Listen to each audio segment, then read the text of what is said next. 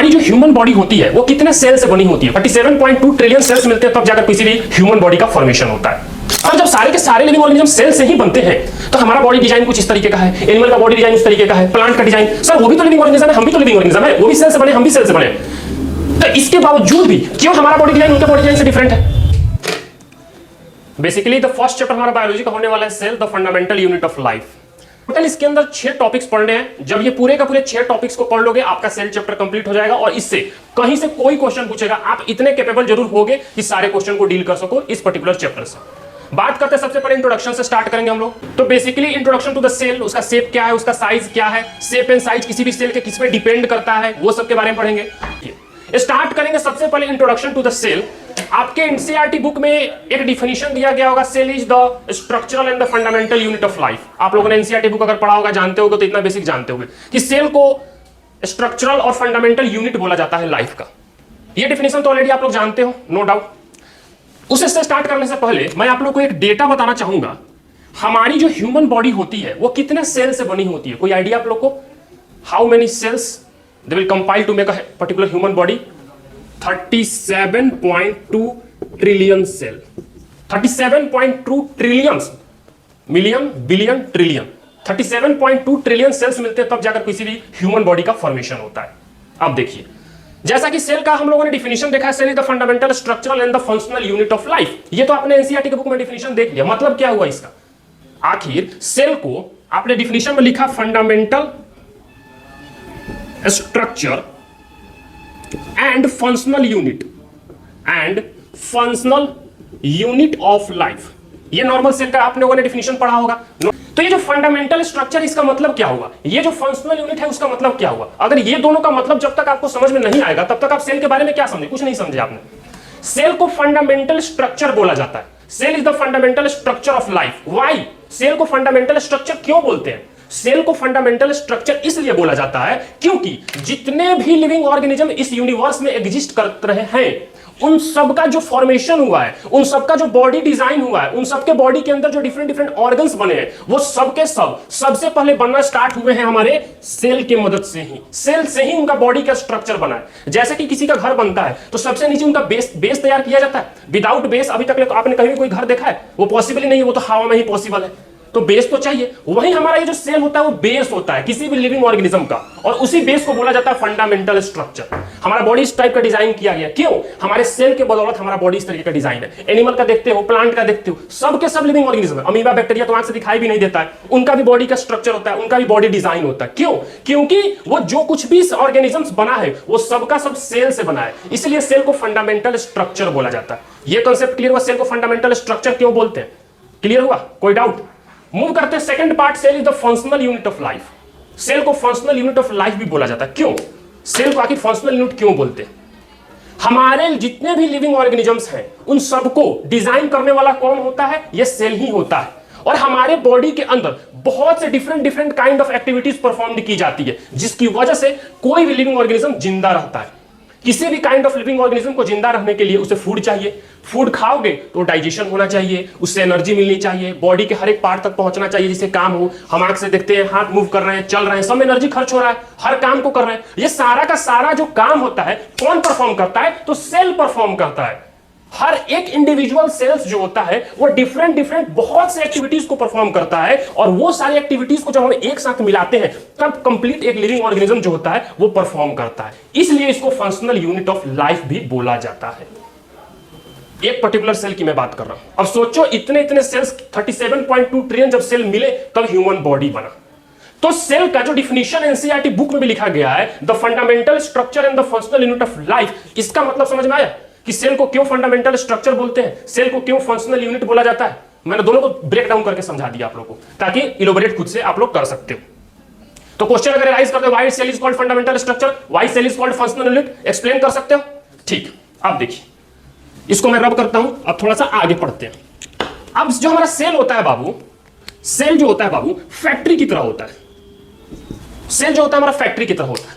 आपने फैक्ट्री के बारे में देखा होगा, में भी सुना भी होगा कि फैक्ट्री होती है, कंप्लीट बड़ा सा ग्राउंड होता है, उसके अंदर बिल्डिंग्स वगैरह स्ट्रक्चर बने हुए होते हैं।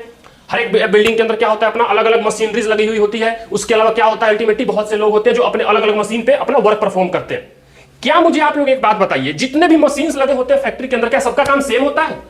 नॉट पॉसिबल, सबका काम अलग अलग बटा हुआ है। लेकिन अल्टीमेटली कोई भी जो हमारा इंडस्ट्री होता है, कोई भी कंपनी होता है, वो कोई प्रोडक्ट बनाता है और वो प्रोडक्ट बनाने के लिए अलग अलग काम आपस में जब मिलते हैं तब प्रोडक्ट बनता है।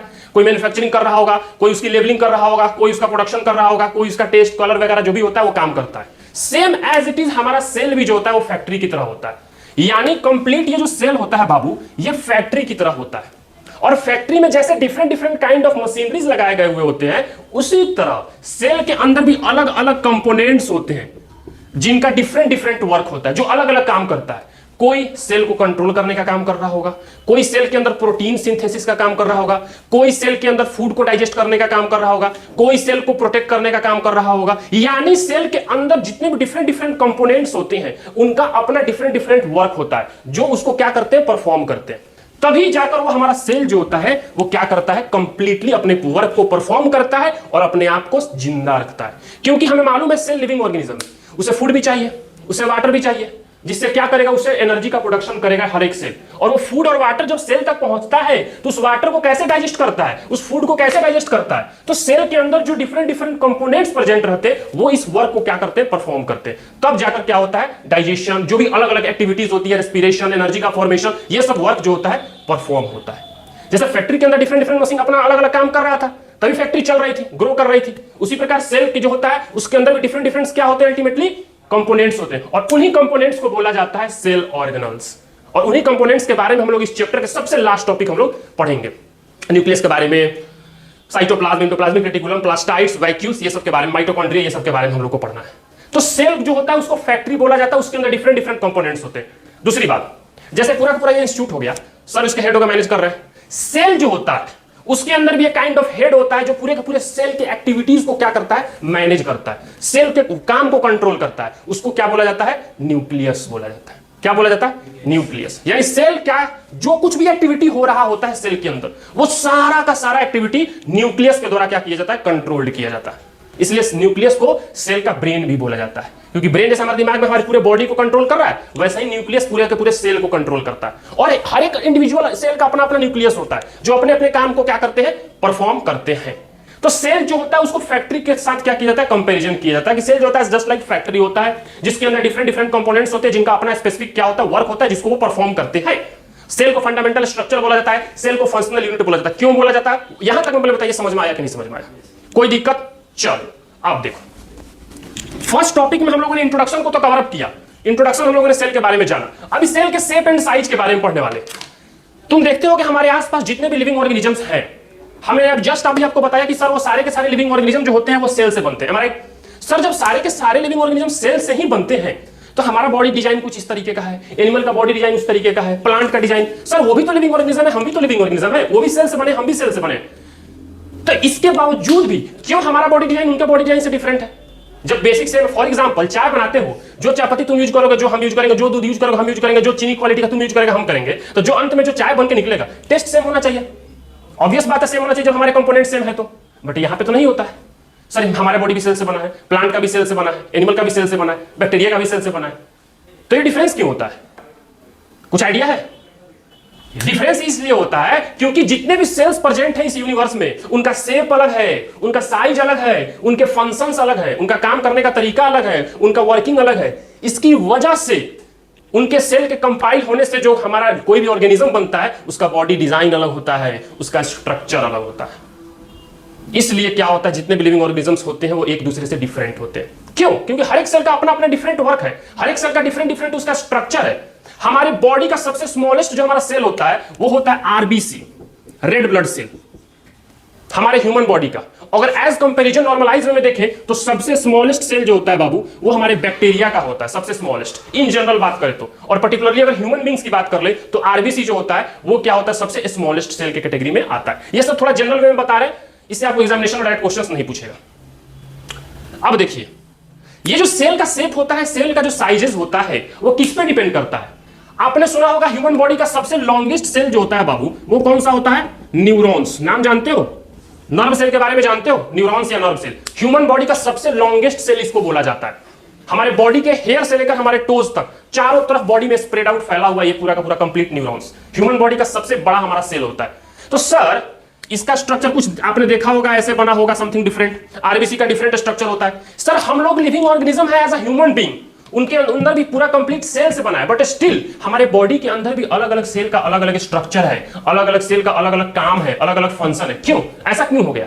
क्योंकि हमारे सेल का या अगर बात कर ले शेप की या बात कर ले साइज की, सर वो किस पे डिपेंड करता है? सर हम कैसे बोल सकते हैं कि इस सेल का साइज सिलिंड्रिकल शेप का होगा, इस सेल का साइज स्क्वायर शेप का होगा, इस सेल का साइज पेंटागोनल शेप का होगा? हम कैसे पे डिपेंड कर सकते हैं? तो क्वेश्चन ये पूछता है आपको एमसीक्यू में कि सेल का शेप एंड साइज किस पे डिपेंड करता है? तो सर सेल का शेप एंड साइज जो होता है वो डिपेंड करता है, depend upon the work they perform. यानी सेल जो है वो कौन सा काम करता है उसके काम पे डिपेंड करता है उसका स्ट्रक्चर कैसा होगा। जैसे हमारे मसल्स होते हैं, मस्क्यूलर जो टिश्यूज होते हैं, उनका काम होता है कॉन्ट्रैक्शन करना, रिलैक्सेशन करना, इसलिए उनका जो स्ट्रक्चर होता है मोस्टली सिलिंड्रिकल शेप का होता है। तो कॉन्ट्रैक्शन करना, रिलैक्शन करना। न्यूरॉन्स का जो होता है अल्टीमेटली नर्व को इंपल्स को क्या करना, ट्रांसमिट करना, एक जगह से दूसरी जगह पहुंचाने का काम होता है। तो जो हमारा सेल का शेप और साइज जो होता है वो डिपेंड किस पे करता है? तो सेल के वर्क पे, कि किस टाइप ऑफ वर्क को क्या करता है अल्टीमेटली परफॉर्म करता है, उस पर डिपेंड करता है सेल का शेप एंड साइज। ये समझ में आया कि नहीं आया? कि कोई डाउट है यहां तक पहले बताइए। अगर डाउट अगर होगा तो पूछिए, नहीं होगा तो हम लोगों ने अपने फर्स्ट टॉपिक को कंप्लीट किया इस चैप्टर के।